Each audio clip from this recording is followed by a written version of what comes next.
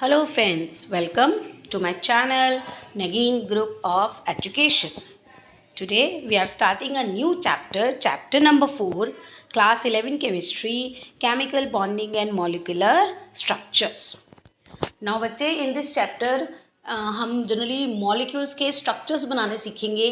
Time to time जो scientist आए थे वो किस तरह से हमें covalent as well as ionic bonds की फॉर्मेशन सिखाई उन्होंने, किस तरह से हम उसके स्ट्रक्चर्स ड्रॉ कर सकते हैं.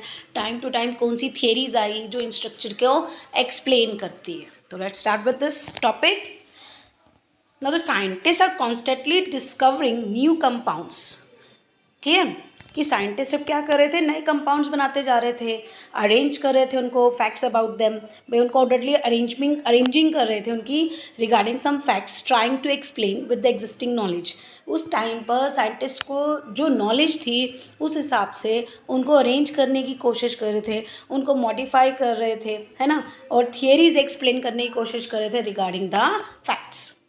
तो यहाँ से हम चैप्टर की शुरुआत करेंगे बच्चे, क्योंकि जब भी हम कोई कंपाउंड को स्टडी करते हैं, अब whether it is ionic compound means compound formed by the transfer of electron from one atom to another atom.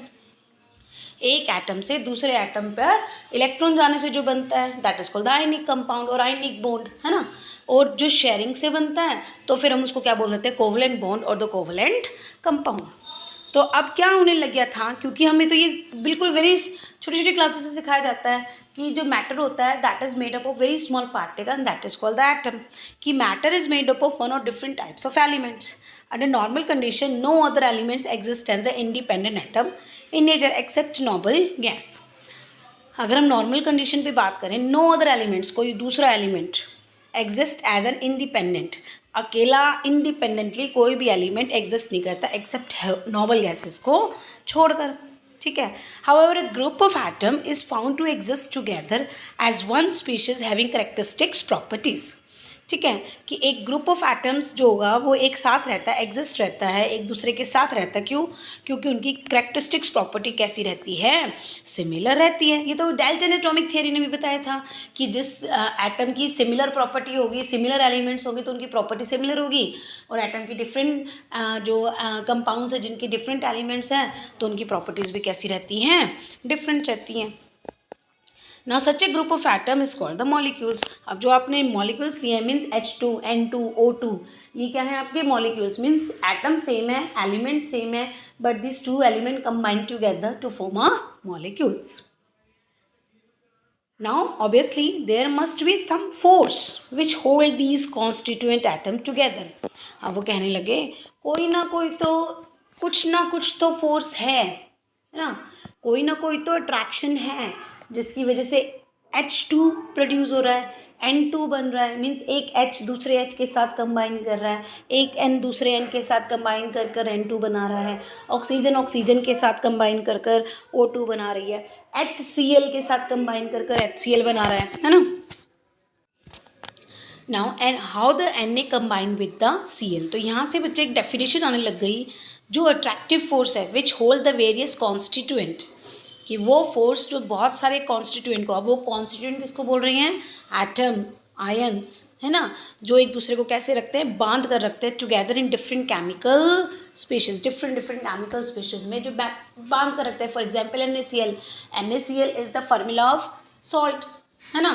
Now अब हमें क्या पता कि भाई जो NaCl है कैसे NaCl से सोडियम क्लोरीन के साथ कंबाइन कर रहा है, कुछ ना कुछ तो फोर्स एग्जिस्ट करता ही होगा ना उन दोनों के बीच में. और वो क्यों, अब वो फोर्स कौन सा होगा, अट्रैक्टिव फोर्स. क्यों? क्योंकि जो अट्रैक्टिव फोर्स है तभी तो NaCl के पास है और वो आपस में क्या कर रहे हैं, फोर्स ऑफ अट्रैक्शन शो कर रहा है. क्योंकि अगर ये NaCl आपस में रिपेल करेंगे तो इसका मतलब NaCl तो बनने वाला ही नहीं है. इसका मतलब NaCl के बीच में क्या है, कुछ ना कुछ तो फोर्स ऑफ अट्रैक्शन है ही है. Since the formation in the chemical compound take place as a result of the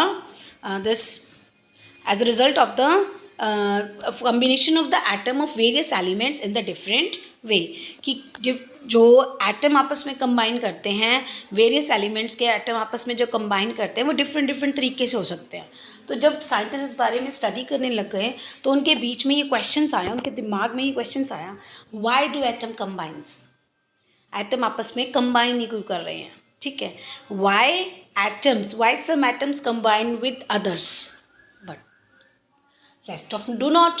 भाई कुछ ही एटम कुछ से कंबाइन कर रहे हैं लेकिन बाकी एटम नहीं जुड़ रहे हैं। कैसे?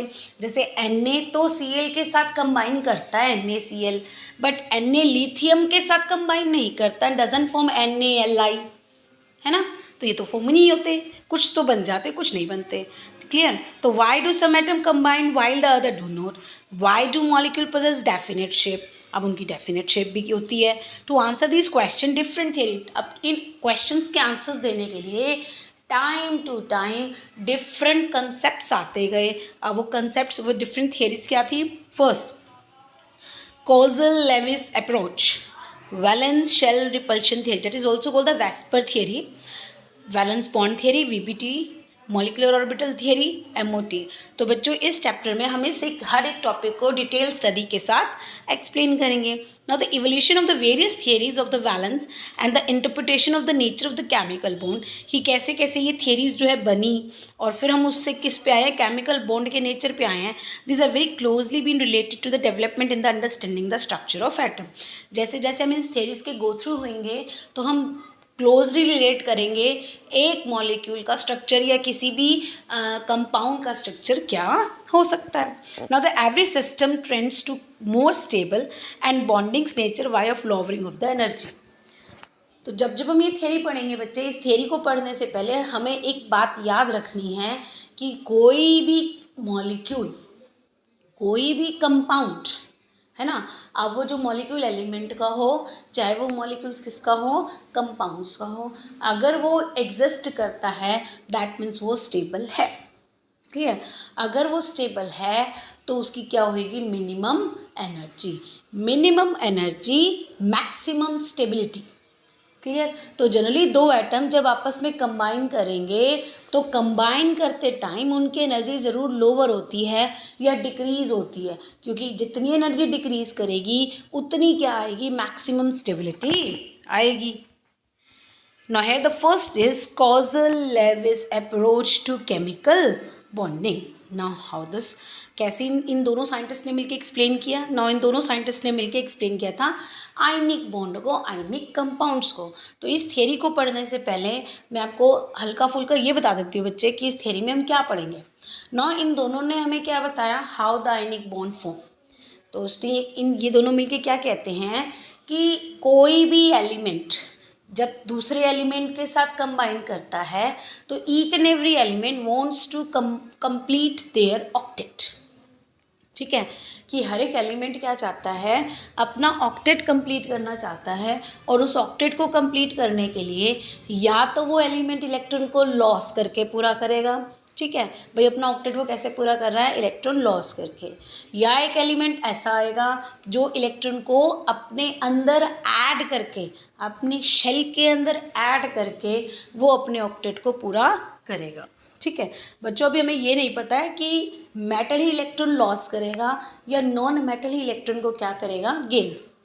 वी जस्ट सेइंग कि एक एलिमेंट इलेक्ट्रॉन लॉस करेगा और एक एलिमेंट इलेक्ट्रॉन गेन करेंगे, क्योंकि धीरे धीरे जब हम इस कंसेप्ट को पढ़ेंगे तो हम आ जाएंगे कि किस एलिमेंट को हम मेटल बोलेंगे और किस एलिमेंट को हम नॉन मेटल बोलेंगे। ठीक है, now let's start with this theory, Kozul-Lewis approach to the chemical bonding.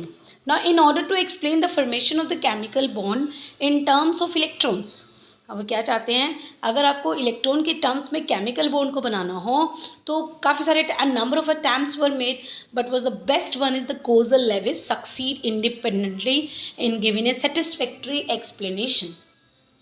काफ़ी साइंटिस्ट हैं जिन्होंने जो इलेक्ट्रॉन के टर्म्स में बॉन्ड को रिप्रेजेंट करने की कोशिश करी, लेकिन जो मोस्ट सक्सेसफुली अप्रोच थी वो किसकी थी? Kozul-Lewis की। They were first to provide logical explanation. इन्होंने सबसे पहले एक ऐसा एक्सप्लेनेशन दिया जो लॉजिकल था, क्लियर, जिसको समझ में आ सकते थे। ठीक है, और वो हमेशा किस पर बेस्ड था? To complete octet. ये किस पे बेस्ड था? कि each and every wants to become stable.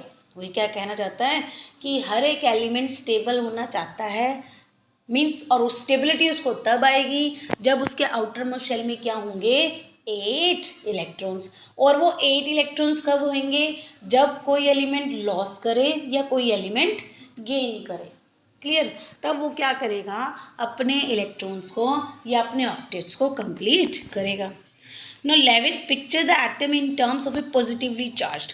Levi's ने बोला कि मतलब हमें ये चीज़ बताई कि लेविस कहता है कि एटम जो होता है पॉजिटिवली चार्ज कर्नल, ठीक है, पॉजिटिवली चार्ज कर्नल है और न्यूक्लियस प्लस इन इलेक्ट्रॉन्स को, ठीक है, and the outer shells contain accommodate A maximum of 8 electron. अब यहाँ पे लेविस का अपना कंसेप्ट है। लेविस कहता है कि भाई जो एटम होता है पॉजिटिवली चार्ज कर्नल का बना हुआ है और वो कर्नल्स हैं न्यूक्लियस के अंदर, जिसकी वजह से न्यूक्लियस पे क्या चार्ज है? Positive charge. और उसके आउटर शेल में इलेक्ट्रॉन मैक्सिमम से मैक्सिमम 8 ही एक्यूमुलेट कर सकते हैं, ठीक है।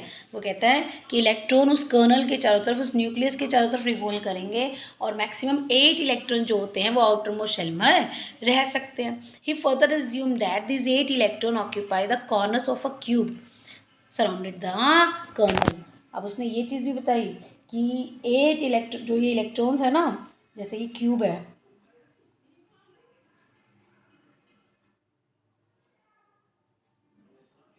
ये तो इसमें हर कॉर्नर्स पे क्या है? आपके इलेक्ट्रॉन, और बिल्कुल सेंटर में क्या है? आपका kernel. Thus the single outer shell electron of sodium would occupy 1 kernel of the cube, ठीक है। कि वो कह रहा है कि उसने एज्यूम किया कि 8 इलेक्ट्रॉन ऑक्यूपाई करते हैं corner of a cube which surround the kernel. भाई 8 क्यूब के 8 कॉर्नर्स हैं और 8 कॉर्नर्स में 8 इलेक्ट्रॉन्स होंगे और वो किसको सराउंड करेंगे? कर्नल को सराउंड करेंगे। कर्नल यहाँ पे किसको बोला गया? न्यूक्लियस को। Thus single outer shell electron of the sodium. तो फिर बात आ गई सोडियम की। ना जब हम सोडियम की बात करते हैं एटॉमिक नंबर क्या आ जाता है? 11। कॉन्फ़िगरेशन क्या जाती है?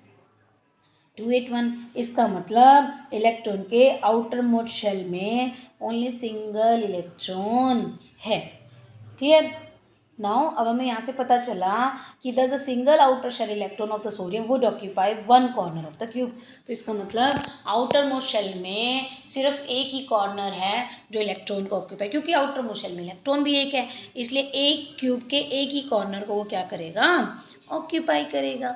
लेकिन while in case of the noble gas, और जब हम नोबल गैस की बात करें, suppose we are talking about the neon, atomic number 10, configuration 2 8, means outer most shell में 8 इलेक्ट्रॉन है, तो जो क्यूब होगा उसके 8 कॉर्नर पे, 8 के 8 कॉर्नर्स पर 8 इलेक्ट्रॉन है और कंप्लीटली ऑक्यूपाई हो गया, तो 8 कॉर्नर्स वुड बी ऑक्यूपाई। तो this octet of the electron represent is stable electronic configuration. तो अगर आउटर मोस्ट शेल में 8 इलेक्ट्रॉन हो जाएं, 8 इलेक्ट्रॉन हो जाए, तो वो स्टेबल इलेक्ट्रॉनिक कॉन्फ़िगरेशन को क्या करता है, और कोई भी एलिमेंट इसी स्टेबल इलेक्ट्रॉनिक कॉन्फ़िगरेशन को कंप्लीट करने के लिए अपने इलेक्ट्रॉन को लॉस करता है या दूसरे के इलेक्ट्रॉन को लेता है, मीन्स इलेक्ट्रॉन्स को गेन करता है। क्लियर? नाउ अब इसी चीज़ को आगे लेविस ने एक्सप्लेन किया। लेविस पोस्टुलेट्स दैट, लेविस क्या बोलते हैं? That atom achieve the stable octet. Atom क्या करता है? ऑक्टेट को कंप्लीट करने के लिए ही केमिकल बॉन्ड बनाता है, किसी दूसरे एलिमेंट के साथ लिंक करता है। Now in case of sodium and the chlorine, this can be happen by the transfer of electron from the sodium. ये बात तो ठीक है, क्योंकि सोडियम के आउटर मोस्ट शेल में इलेक्ट्रॉन क्या है? 1, क्लोरीन के आउटर मोस्ट शेल में इलेक्ट्रॉन है 7, है ना। तो अब 1 इलेक्ट्रॉन ट्रांसफ़र होएगा सोडियम टू क्लोरीन, जिसकी वजह से इसके ऊपर आएगा +1 चार्ज और क्लोरीन पर आएगा -1 चार्ज, ठीक है। सो यहाँ I hope that you have understand this कि in this case of sodium and the chlorine, this can happen by the transfer of an electron from sodium to chlorine, thereby giving a sodium ions and the chloride ions. अब loss करा तो sodium positive बन गया, chlorine का gain करा। So in case of other molecules like Cl2H2F2, ठीक है। अब इनमें क्योंकि Cl, अब Cl कहेगा मेरे तो आउटर मोस्ट शेल में 7 इलेक्ट्रॉन है, तो सेकेंड शेल भी यही बोलेगा कि मेरे आउटर मोस्ट शेल में 7 इलेक्ट्रॉन्स है, तो मैं तो ट्रांसफ़र तो नहीं कर सकता, ठीक है। तो फिर ये एलिमेंट क्या कहते हैं, ये मॉलिक्यूल्स क्या कहते हैं कि हम क्या करेंगे, शेयरिंग करेंगे इलेक्ट्रॉन की, आपस में साझेदारी का काम करेंगे, जिससे क्या बन जाएंगे, इनके बीच में बॉन्ड बन जाएगा और अपने ऑक्टेट को पूरा कर लेंगे। तो यहाँ से पता चला कि एक एलिमेंट ऑक्टेट पूरा करना चाहता है, और वो ऑक्टेट जब पूरा होएगा या तो ट्रांसफ़र करने से बनेगा या फिर शेयरिंग करने से बनेगा। Next is Lewis symbols. Now the formation of the molecule, only the outer shell electron take part in the chemical combination. तो अब यहाँ से पता चला कि हम कोई भी मॉलिक्यूल बनाएंगे, अब वो मॉलिक्यूल चाहे वो एलिमेंट्स का बना हो, चाहे वो किसका बना हो, मॉलिक्यूल ऑफ कंपाउंड्स का हो, वो सिर्फ इसलिए बन रहा है क्योंकि वो आउटर मोस्ट शेल में ऑक्टेट को पूरा करना चाहता है। और वो आउटर मोस्ट शेल क्या कहलाएगी, वैलेंस शेल, और उस इलेक्ट्रॉन्स को बोलेंगे वैलेंस इलेक्ट्रॉन। ठीक है। Now the inner electron does not take participate in the chemical bonding. क्यों? क्योंकि उसके ऊपर न्यूक्लियस का फोर्स ऑफ अट्रैक्शन बहुत ज़्यादा होता है। So inner shell electron well protected and generally not involve in the combination process. तो अब लेविस क्या कहते हैं, अमेरिकन केमिस्ट है, तो उन्होंने अपना एक सिंबल रिप्रेजेंट किया इलेक्ट्रॉन को दिखाने के लिए, इलेक्ट्रॉन्स को आउटर मोस्ट शेल के या वैलेंस इलेक्ट्रॉन को रिप्रेजेंट करने का, और उसको बोला गया लेविस सिंबल्स। तो what are the Lewis symbol? Simple, very easy. You will take any element, suppose lithium, beryllium, boron, but you have to know the atomic number of these elements. Lithium atomic number 3, beryllium 4, boron 5. Write down the configuration. Lithium configuration 2 1. So outermost shell में कितने electron है? 1. To take 1 dot. Now come to beryllium 2 2. So in outermost shell has 2 electrons, to take 2 dots. See. Now boron atomic number is, yes, boron atomic number 5, configuration 2 3, to take 3 dot. Now in case of carbon atomic number 6 है, तो कितने आ जाएंगे? 4 2 4. Nitrogen 2 5. ठीक है। Oxygen 2 6. तो जो outer most shell में electron है वही हम क्या कर देंगे इस एलिमेंट में in the form of dot और द क्रॉस की फॉर्म में रिप्रेजेंट कर देंगे, और यही कहलाएगा आपका क्या, लुईस डॉट स्ट्रक्चर्स। नो अब आगे चल के क्या सिग्निफिकेंस हमें पता चला, क्या फ़ायदा क्या है लुईस डॉट स्ट्रक्चर को पढ़ने का। तो लुईस डॉट स्ट्रक्चर का क्या सिग्निफिकेंस है, द नंबर ऑफ डॉट्स, क्योंकि नंबर ऑफ डॉट्स जो इस सिंबल्स में रिप्रेजेंट कर रहे हैं वो हमें क्या बताएंगे बच्चे, number of the valence electron, क्योंकि यही वैलेंस इलेक्ट्रॉन हमें ये बताते हैं कि पीरियोडिक टेबल में वो किस ग्रुप में बिलोंग करता है या ग्रुप की वैलेंसी कितनी होगी। क्योंकि जनरली जिसके वैलेंस शेल में जितने इलेक्ट्रॉन्स होते हैं, जिस एलिमेंट के, ग्रुप की वैलेंसी भी उतनी ही होती है पीरियोडिक टेबल में। Now the group valence of the elements is generally either equal to the number of dots, क्योंकि वैलेंसी ग्रुप की या तो डॉट्स की इक्वल होती है या फिर हम 8 माइनस करके निकालते हैं। ठीक है। जैसे कि अगर आउटर मोस्ट शेल में 1 है तो वैलेंसी 2, 2 है तो वैलेंसी 3, 3 है तो वैलेंसी 3, 4 है तो वैलेंसी 4। अगर आउटर मोस्ट शेल में 1 2 3 4 है तो वैलेंसी भी कितनी होती है, 1 2 3 4। If the outermost shell contain 5 6 7 8, अगर outermost shell में इलेक्ट्रॉन कितने हैं, 5 6 7 8, then you have to minus 8 from each electrons। ठीक है। 5 minus 8 कितना आएगा, -3। तो इसकी वैलेंसी कितनी है, 3। इसकी वैलेंसी कितनी है, 8 minus 6 2 1 0। तो हम इस तरह से वैलेंसी निकाल सकते हैं। नाउ नेक्स्ट इज, अब हम देखते हैं कॉजल क्या अप्रोच करना चाहता है। तो causal in the relation to the chemical bonding drew attention to the following facts. तो क्या फैक्ट्स निकाला, in the periodic table, first fact is in the periodic table highly electronegative halogen. क्या, अगर आप हल्का सा पीरियोडिक टेबल के बारे में देखें तो पीरियोडिक टेबल में first group number 1, group number 2, फिर कौन से आते हैं, ग्रुप नंबर 3 से लेकर 12, और फिर आते हैं ग्रुप नंबर 13 से लेकर ग्रुप नंबर 18 और नीचे आ जाते हैं 2 groups. Now these are called S, these are called D block elements, these are called P block elements and these are called F block elements. तो let's see क्या कहना चाहता है वो कि in the periodic table highly electronegative halogens. Now हम जब हम पीरियोडिक टेबल में लेफ़्ट टू राइट जाते हैं से this is called the left to right movement. और जब हम ऐसे आते हैं ग्रुपिंग में this is called the top to bottom movement. तो जब हम पीरियोडिक टेबल में लेफ़्ट टू राइट जाएंगे means group number 1 to 2 3 4 5 6 up to 18 तक जाएंगे. तो जो ग्रुप नंबर 17 यहाँ पे आता है, ग्रुप नंबर 17 जो यहाँ पे आता है वो हमारा क्या होता है, हैलोजन ग्रुप. ठीक है. और ग्रुप नंबर 17 क्या है आपका, हाईली इलेक्ट्रोनेगेटिव ग्रुप है. और जो ग्रुप नंबर 1 होता है जिसको हम क्या बोलते हैं, alkali group, alkali metal group, highly electro positive elements. And these two group number 18 is the noble gas group. Group number 18 is the noble gases. तो ये दोनों एक दूसरे से कैसे सेपरेट हैं, उनके बीच में कौन सा है ग्रुप, नोबल गैस. तो पहले हमें ये वर्ड्स क्लियर होने चाहिए बच्चे, तभी हम आगे समझेंगे. इलेक्ट्रोनेगेटिव ग्रुप क्या होता है, इलेक्ट्रो पॉजिटिव मीन्स नेगेटिव, और एक वर्ड यहाँ पे यूज़ हुआ है पॉजिटिव.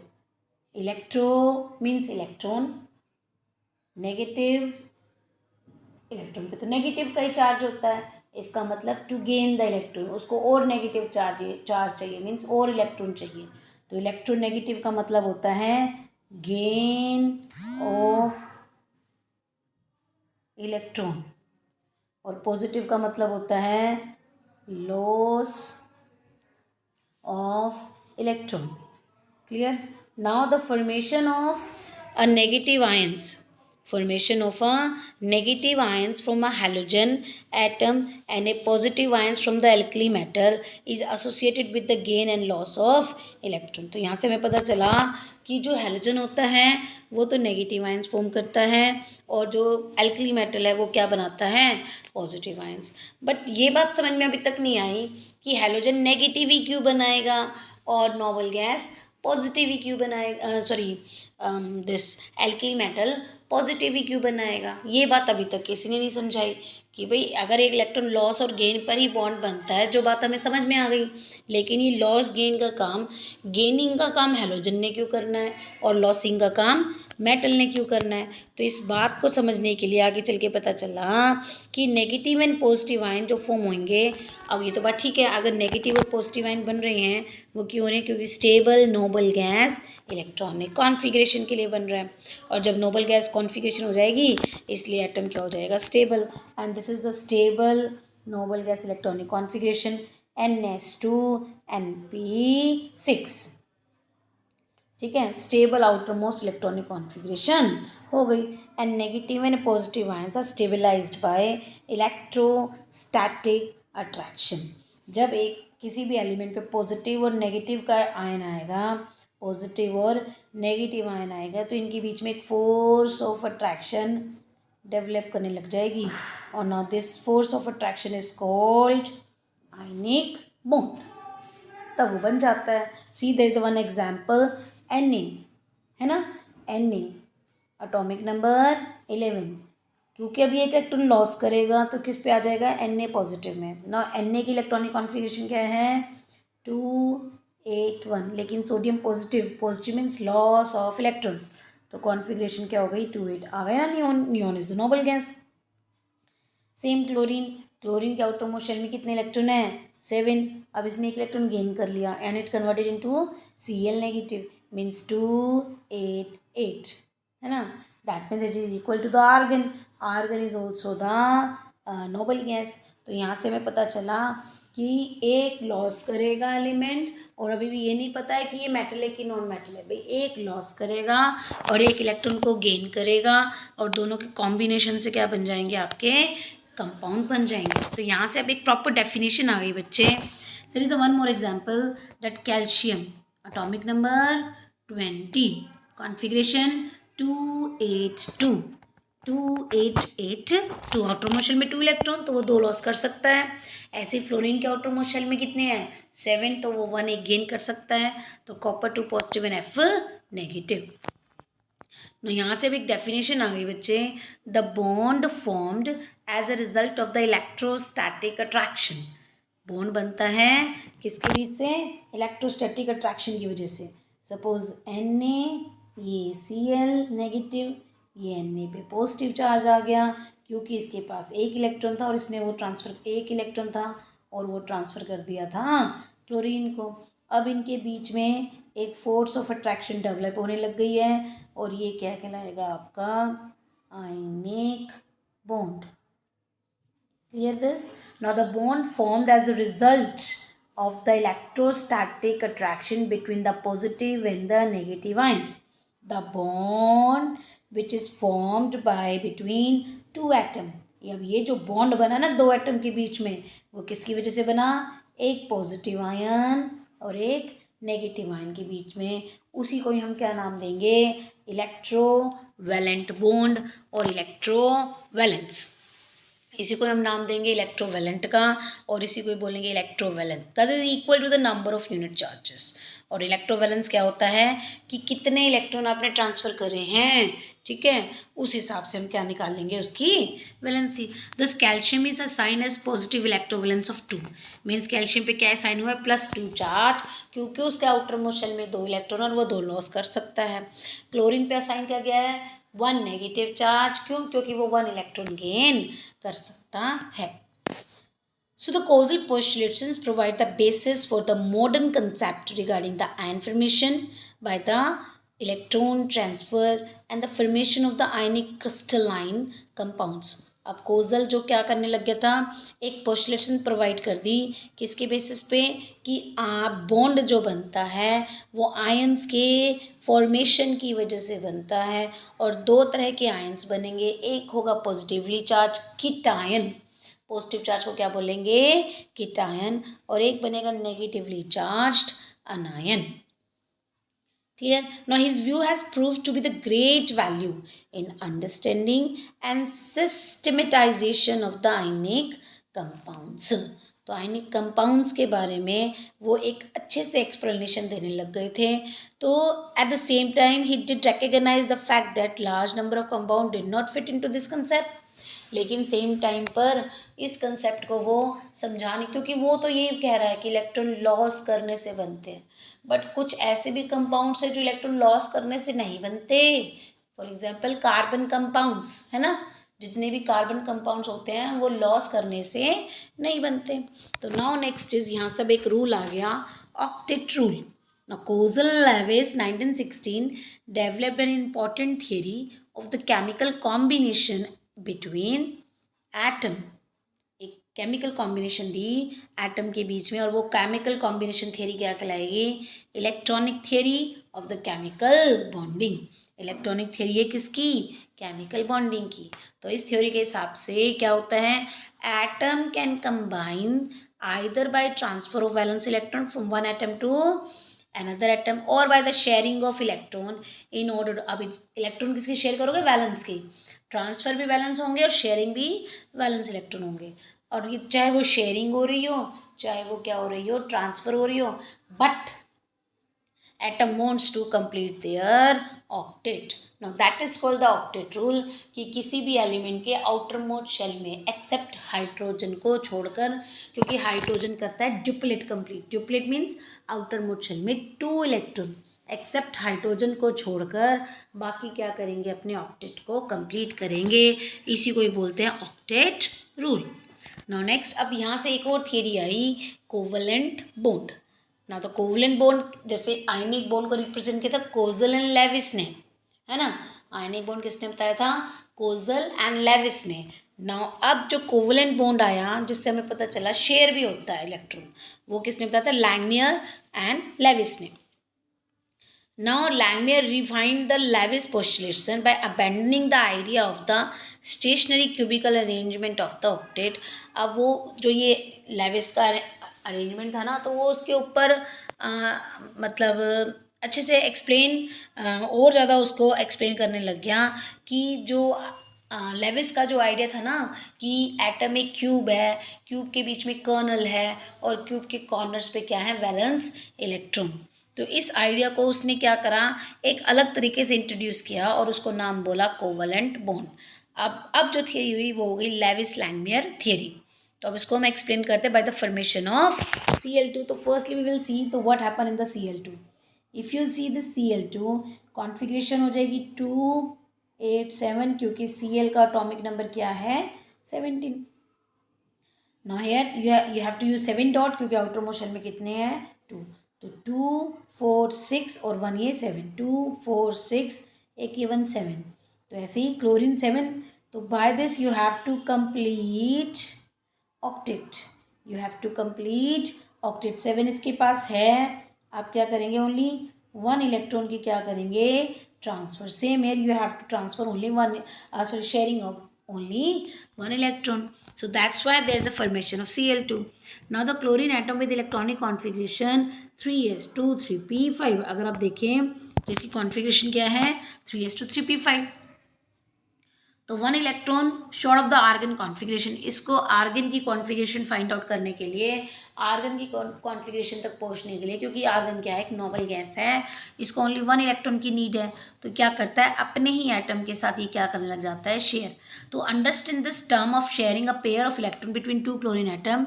ईच क्लोरीन क्या करेगा, कंट्रीब्यूट करेगा एक इलेक्ट्रॉन को पेयर के बीच में। और जब एक इलेक्ट्रॉन पेयर होएगा तो इनके बीच में जो बॉन्ड बनेगा वो क्या बनेगा, सिंगल बॉन्ड। तो यहाँ से देखिए क्लोरीन, क्लोरीन आउटर मोशन में कितने इलेक्ट्रॉन है, 7, 1 2 3 4 5 5 6 7। तो हेयर इसने क्या करा, 7 इसके पास थे, 1 दूसरे क्लोरीन के साथ शेयर कर लिया। सेम हेयर 7 इसके पास है, दूसरे के साथ शेयर कर लिया। तो ये जो शेयरिंग वाला एरिया है इसमें कितने इलेक्ट्रॉन है, 2। और जब सिर्फ शेयरिंग 2 इलेक्ट्रॉन की होती है तो बॉन्ड कितना बनता है, ओनली 1। तो क्लोरीन के बीच में कैसा बॉन्ड है, 1 इलेक्ट्रॉन। 2 इलेक्ट्रॉन में तो बॉन्ड कैसा बनेगा, 1। So chlorine atom attain the, जब अब शेयरिंग करेगा तो क्लोरीन की क्या हो जाती है, नोबल गैस इलेक्ट्रॉनिक कॉन्फ़िगरेशन हो जाती है, जो किसकी होती है, आर्गन की होती है। तो डॉट जो रिप्रेजेंट कर रहे हैं इलेक्ट्रॉन को, सच स्ट्रक्चर्स, अब जो ये जो स्ट्रक्चर्स आपने बनाए जिसको नाम दे दिया electron dot structures. No Lewis dot structure can be जो है written for other molecules also. Lewis dot structure को जरूरी नहीं है कि हमने इसी के लिए लिखना है H2O2 F2N2, हम तो किसी के लिए भी बना सकते हैं। तो इन विच कॉम्बिनेशन एटम में बी आइडेंटिकल और द डिफरेंट। ना इंपॉर्टेंट कंडीशंस बीइंग दैट, अब लुईस डॉट स्ट्रक्चर के बनाने की इंपॉर्टेंट कंडीशन क्या होनी चाहिए, each bond is formed as a result of sharing. पहली कंडीशन, आप बॉन्ड जो दिखा रहे हो वो सिर्फ किससे बनना चाहिए, only sharing of the electron pair का जो 2 एटम के बीच में हो रही है। दूसरा, each combining atom contribute at least, हर एक एटम एटलीस्ट एक इलेक्ट्रॉन की शेयरिंग जरूर करेगा अपने बॉन्ड को दूसरे एटम के साथ बनाने के लिए। तीसरा, combining atom attain the outer electronic configuration as a result of the sharing of electron. जितने भी एटम कंबाइन कर रहे हैं उन सबका क्या पूरा होना चाहिए, ऑक्टेट पूरा होना चाहिए। Clear. Now this the in water and CCl4। तो let's start with this water. अगर आप वाटर का एग्जाम्पल लेते हैं तो if you see this, if you want to see the example of water, HOH, hydrogen कहेगा मेरे आउटर मोशन में कितने इलेक्ट्रॉन है, 1, because the atomic number is 1। ये हाइड्रोजन भी कहेगा आउटर मोशन में कितने इलेक्ट्रॉन है, 1। बट ऑक्सीजन कहेगा आउटर मोशन में कितने इलेक्ट्रॉन हैं, 6, क्योंकि मेरा जो एटॉमिक नंबर है 6। Atomic number 1, atomic number 6, atomic number atomic number 8, and here the atomic number 1. Now each and every element wants to complete octet, but this hydrogen wants to complete duplet. तो at least एक electron दोनों की तरफ से होना चाहिए, ठीक है। तो एक हाइड्रोजन का इलेक्ट्रॉन, एक किसका इलेक्ट्रॉन, ऑक्सीजन का। तो ऑक्सीजन ने क्या करा, शेयर कर लिया, क्योंकि 6 तो उसके पास थे, तो उसने क्या कर लिया, एक हाइड्रोजन से लिया, दूसरा इलेक्ट्रॉन किसके साथ शेयर किया, दूसरे। तो क्योंकि यहाँ पे देखो शेयरिंग में कितने इलेक्ट्रॉन है, 1, 2 इलेक्ट्रॉन्स है, 2 इलेक्ट्रॉन का मतलब सिंगल बॉन्ड, तो हाइड्रोजन, ऑक्सीजन, सिंगल, और ये जो इलेक्ट्रॉन है दिस वन, क्योंकि इसने बॉन्ड तो बनाया ही नहीं तो इसको हम एज सच ऐसे ही दिखा देंगे। Same year for the CCl4, क्योंकि कार्बन के आउटर मोस्ट शेल में कितने इलेक्ट्रॉन है, 4, क्लोरीन को चाहिए ओनली 1 इलेक्ट्रॉन, तो 4 इलेक्ट्रॉन को शेयर करने के लिए कितने क्लोरीन आ जाएंगे, 4, for making 4 single bond. Thus when two atoms share one electron pair, अगर दो एटम सिर्फ एक इलेक्ट्रॉन पेयर को शेयर करेगा, एक दूसरे के साथ जुड़ेगा, तो क्या बनेगा, ओनली सिंगल कोवलेंट बॉन्ड। अगर काफ़ी इलेक्ट्रॉन ज्वाइन करेंगे तब बन जाएंगे multiple bonds. Now there are the 3 types of bond, single, double and triple. If the atom share 2 pair, अगर कोई एटम 2 पेयर को शेयर करेगा तो डबल बॉन्ड, 3 पेयर को शेयर करेगा तो ट्रिपल बॉन्ड। तो let's see the example of this CO2 and let's see here, you have to make the electron dot structure of CO2. Now here carbon, oxygen, carbon, ठीक है। Now you have to make the structure of CO2, oxygen, and in between this carbon, single atom जो main atom है, ठीक है, जो central atom है उसको तो आप सेंटर में रखेंगे और बाकी एटम को क्या करेंगे, सराउंड। सो कार्बन कहता है मेरा तो एटॉमिक नंबर 6 है, तो आउटर मोस्ट शेल में इलेक्ट्रॉन कितने हैं, 4। अब ऑक्सीजन कहता है मेरा तो एटॉमिक नंबर 8 है और कॉन्फ़िगरेशन हो जाएगी 6, ठीक है, तो मेरे आउटर मोस्ट शेल में कितने इलेक्ट्रॉन है, 6।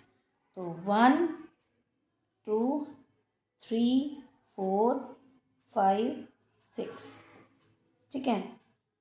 कार्बन कहता है 2, 1, 2, 3, 4, 1, 2, 3, 4, 5, 6, ठीक है। नाउ जब आप पेयरिंग करेंगे तो सी, तो 2, 1, 2, 3, 4, 5, 6, 7, 8, सेम हेयर इस ऑक्सीजन की करेंगे तो 1, 2, 3, 4, 1, 2, 3, 4, 5, 6, 7, 8, और जब आप इस कार्बन की करेंगे you have to complete octet also, 1, 2, 3, 4, 5, 6, 7, 8। तो अगर आप इसका स्ट्रक्चर देखेंगे बच्चे तो कैसा बन जाएगा, कार्बन, ऑक्सीजन, हेयर ऑक्सीजन, बीच में क्या है, कार्बन विद डबल बॉन्ड, ठीक है, और 1 pair and here is second pair. Same in this oxygen, there are 2 pair of oxygen on this CO2 molecule. Now next, if you want to make the formula of oxygen, OO. Now oxygen के outer most shell में कितने electron, 1, 2, 3, 4, 5, 6, 1, 2, 3, 4, 5, 6. Now combine this, you have to complete the octet. So 1, 2, 3, 4, 5, 6, 7, 8, same here. So there is a formation of double bond, oxygen, oxygen, double bond, here 1, 2, 3, 4, 1, 2, 3, 4. So this is the electron dot structure of CO2 and this is the electron dot structure of O2. Now here the electron dot structure of this ethene, C2H4. This is the electron dot structure of C2H4.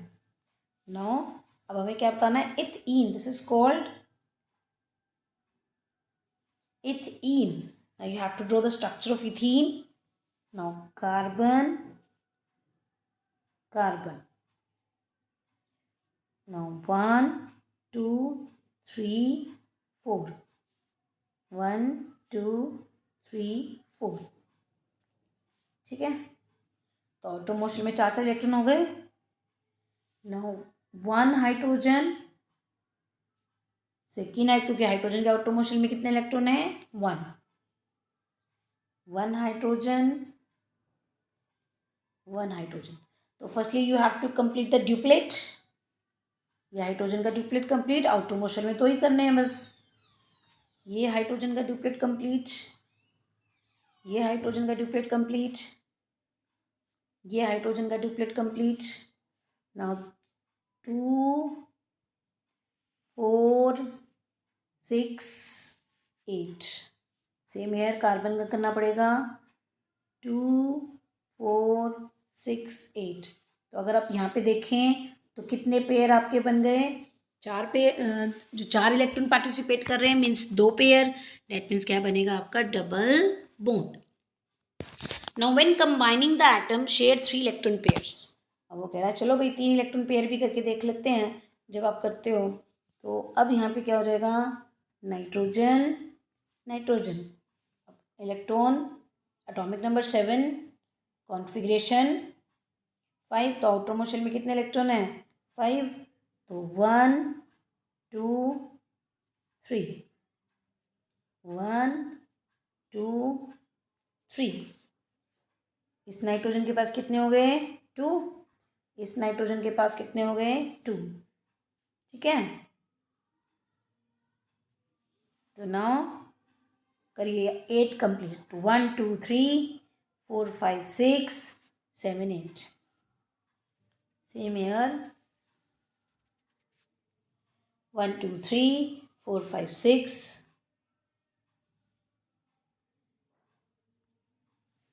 1 2 3 4 5 6 7, 3 to 5 6 7 8। Same here 1 2 1 2 3 4 5 6 7 8। Clear? So you can use this formula.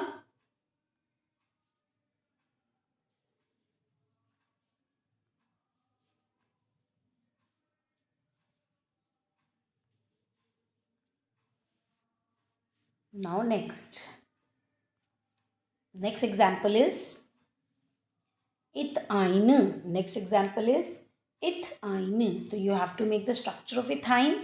So here ethine is carbon, carbon, hydrogen, hydrogen. ठीक है, now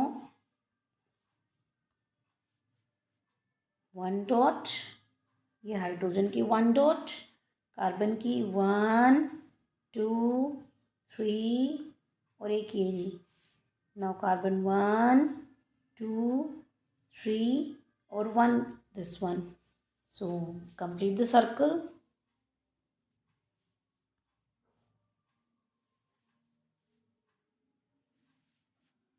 1 2 3 4 5 6 7 8। Same here 1 2 3 4 5 6 7 8। So there is a formation of triple bond. Now next is Lewis representation of the simple molecules and the Lewis structure. Now the Lewis dot structures provide a pictures of the bonding in the molecules. जो Lewis dot structure थे अब एक picture से बनाने लग गए थे, हमें पिक्चर एक आइडिया देने लग गए थे कि एक मॉलिक्यूल के बीच में किस तरह की बॉन्डिंग हो सकती है। आयंस की फॉर्मेशन हो सकती है, या शेयर करके बना है, या फिर वो ट्रांसफ़र करके बना है। तो while such pictures may not explain the bonding in the behaviour of A molecule completely. लेकिन अगर आप एक इलेक्ट्रॉन को दे रहे हो या दूसरा कोई ले रहा है या शेयर कर रहा है, ठीक है, तो ये बिहेवियर तो एक्सप्लेन नहीं करता ना कि वो मॉलिक्यूल किस तरह की केमिकल प्रॉपर्टीज़ को शो करेगा। तो उसने एक्सप्लेन ही नहीं कर पाया कि इट डज, लेकिन ये एक्सप्लेन क्या कर सकता है? It does help in understanding the formation and the property of a molecule to a large extent. तो writing the Lewis dot structure of the molecule therefore very useful. So Lewis dot structure can be written by adopting the following steps. तो हम कैसे बना सकते हैं बेटा? Total number of electron required. तो हमें सबसे पहले क्या करना होता है? आपको जिस भी मॉलिक्यूल का स्ट्रक्चर ड्रॉ करना होता है, you have to add all the valence electron of each and every element. Clear? तो total number of electron required for writing the structures is obtained by adding the valence electron. आपको क्या करना है, सभी atom elements का valence electron add कर देना है। For example here the example is CH4, ठीक है, here the example is CH4। Now carbon में कितने इलेक्ट्रॉन है, 6, हाइड्रोजन में कितने हैं, 4, तो टोटल वैलेंस इलेक्ट्रॉन हो गए 10। सो CH molecule have the 8 electron valence electron available for the bonding, ठीक है, 4 for the carbon and 4 for the hydrogen atom, ठीक है। नाउ अब जो वैलेंस इलेक्ट्रॉन है जो आपके अल्टीमेटली किस में हेल्प करेंगे, बॉन्डिंग में हेल्प करेंगे। तो like this, for example O2, here the H2 means 1 + 1, कितने टोटल इलेक्ट्रॉन हो गए, 2। O2 में देखिए तो आउटर मोशन में कितने हैं, 6, तो 6 + 6 कितने टोटल इलेक्ट्रॉन हो गए, 12। Now next example is O3, तो एक ऑक्सीजन में कितने वैलेंस इलेक्ट्रॉन होते हैं, 6, तो 6 × 3 18। So you can easily take the valence electron, and by adding this valence electron you can easily make the Lewis dot structures. Now second step क्या कहता है, if you have the anion, suppose you have the anion, for example CO3 - 2, see this, CO3 - 2, so firstly you have to add all the valence electron and plus add this anionic charge, carbon 4, oxygen 6, क्योंकि oxygen 3 है तो 3 से multiply plus 2 is for the negative charge. Anion, अगर आपको कोई anionic charge है you have to add the electron. तो total electron कितने हो गए, 4 82, तो टोटल हो गए 24। तो वैलेंस इलेक्ट्रॉन कितने हो गए आपके, 24। So the for example in carbonate 2 negative charge indicate the 2 additional electron. ये नेगेटिव क्या बता रहा है कि 2 एडिशनल मतलब एक्स्ट्रा इलेक्ट्रॉन है इसके अंदर, एडिशनल इलेक्ट्रॉन। लेकिन अगर कोई कीटायन है तो मीन्स 1 पॉजिटिव चार्ज, मीन्स वो इलेक्ट्रॉन को लॉस करने से बना होगा। तो अगर मैं अमोनिया पर चार्ज लगाती हूँ, इलेक्ट्रॉन काउंट करती हूँ, तो नाइट्रोजन 5, आउटर मोशन में 5 है, और each hydrogen contribute 1 electron, total कितने हो गए, 9, क्योंकि चार्ज पॉजिटिव है तो -1, तो इलेक्ट्रॉन कितने कंट्रीब्यूट करेंगे, 8। नाउ नेक्स्ट क्या कहता है लुईस डॉट स्ट्रक्चर बनाने के लिए, knowing the chemical symbol of the combining atoms and having knowledge of the skeleton structure of the compound known as guessed intelligency, it is easy to distribute the total number of electron as bonding shared pair between the atom or in proportion to the total bond। अब इस point पे वो क्या कहता है, अगर आपको chemical symbols पता है कौन से एटम पार्टिसिपेट कर रहे हैं कंबाइन करने में, और ये आपको एक स्केलेटन स्ट्रक्चर बनाने में हेल्प करेगी, it is based on totally on your knowledge कि आपने उसको कैसे अरेंज करना है। बस इस तरह से अरेंज करना है कि हर एक एलिमेंट का क्या हो जाए, 8 इलेक्ट्रॉन पूरे हो जाए, ऑक्टेट पूरा हो जाए। In general least electronegative atom, जो लीस्ट इलेक्ट्रोनेगेटिव एटम होता है वो सेंट्रल पोजीशन पे आता है। For example in carbonate, carbon is less electronegative than oxygen, तो कार्बन सेंटर पे आ गया। इन NF3 nitrogen is less electronegative, तो नाइट्रोजन आपका क्या आ जाएगा, सेंटर में। इन केस ऑफ ऑक्सीजन फ्लोरीन, तो ऑक्सीजन आपका क्या आ जाएगा, सेंटर में। Now after counting the shared pair of electron for the single bond, the remaining electron pair are either utilized। अगर आप फर्स्टली आप क्या करेंगे, किसी भी स्ट्रक्चर को ड्रॉ करने के लिए you have to make a single bond. अब वो अगर ऑक्टेट कंप्लीट हो जाता है तो अदर बॉन्ड जो यूटिलाइज होंगे मल्टीपल बॉन्डिंग में, या फिर ऐसे ही रह जाएंगे एज लॉन पेयर। अब लॉन पेयर क्या होते हैं, वो इलेक्ट्रॉन जो बॉन्डिंग में पार्टिसिपेट नहीं करते। Now we have to draw the all these Lewis dot structure। For example, first example is H2, H, here 1 dot, here is also 1 dot। Now you have to complete the duplet। Now this is the formation of hydrogen। Now next is, I already explained you oxygen। Now third is ozone। आप कैसे explain करेंगे ozone को, see oxygen oxygen oxygen. Just because of your intelligency, ये आपके IQ पे या आपकी intelligence पे डिपेंड करता है कि आप उसको कैसे अरेंज कर रहे हो, ठीक है। ऑक्सीजन, एक ऑक्सीजन के आउटर मोस्ट शेल में कितने इलेक्ट्रॉन होते हैं? 6। कितने हैं? 3। कितने टोटल इलेक्ट्रॉन हो गए? 18। कितने इलेक्ट्रॉन हो गए? 18। तो फर्स्ट केस में आपको क्या करना है बच्चे? You have to draw the single bond. You have to draw a single bond, मतलब ईच एंड ऑक्सीजन एटम के बीच में क्या बनाओगे आप? Single bond. तो here single bond, here is also single bond. Now अब रिमेनिंग इलेक्ट्रॉन कितने रहेंगे? क्योंकि एक bond means, one bond means 2 electron, तो 2 इलेक्ट्रॉन, ये 2 इलेक्ट्रॉन यानी 4 इलेक्ट्रॉन, 4 इलेक्ट्रॉन यूज हो चुके हैं। तो अब आपके पास कितने इलेक्ट्रॉन रह गए? 14। अब आपके पास कितने इलेक्ट्रॉन रह गए? 14। And you have to complete each and every element with this 14 electron. Let's start with this. 1 2 3 4 5 6। तो 1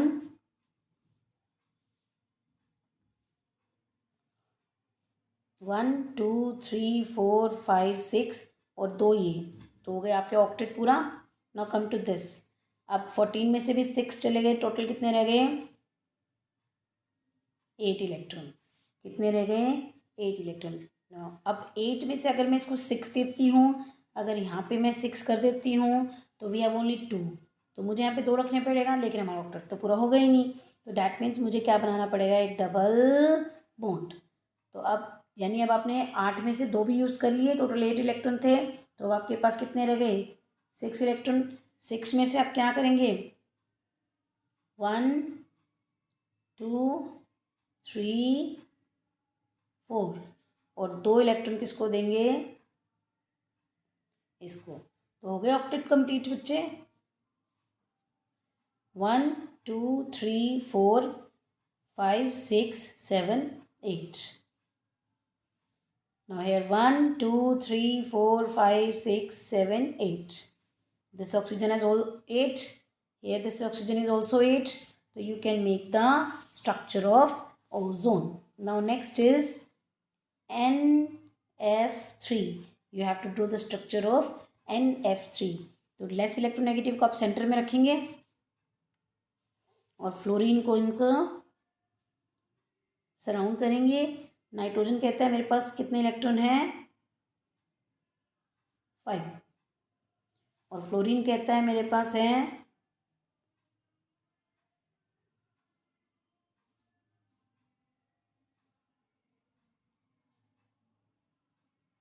7। 1 2 3 4 5 6 7। 1 2 3 4 5 6। 1 2 3 4 5 6। So you have to complete each and every octet. That is 8 8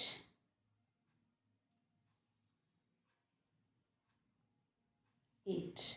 तो फॉर्मूला क्या बन जाएगा?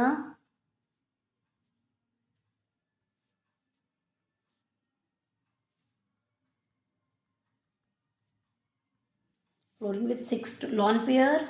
This fluorine is also 6 lone pair. This fluorine has also 6 lone pair. And nitrogen have 2 lone pairs. Yeah. So I hope you student that you have understand this electron dot structures. So if you understand my this lecture, अगर आपको मेरा lecture पसंद आया हो, so please मेरे lecture को आप share कीजिए, सब्सक्राइब कीजिए मेरे चैनल को, ठीक है, लाइक कीजिए। Okay, bye.